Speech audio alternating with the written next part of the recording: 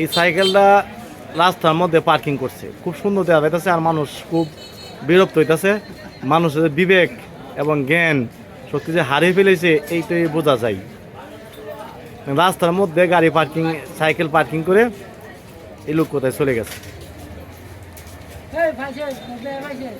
তো এই সাইকেলটা কি করার দরকার আপনারা মতামত দেন, তাহলে বুঝতে পারবো যে আপনারা সচেতন নাগরিক। আসলে আমরা বড় বড় কর্মকর্তাদের দোষী, আমরা নিজের দোষটা দেখি না।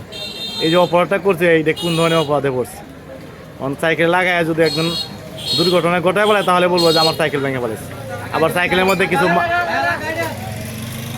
মালপত্র রয়েছে, দেখেন পুরো রাস্তার মধ্যে পার্কিং করেছে গাড়ি। এই সাইকেল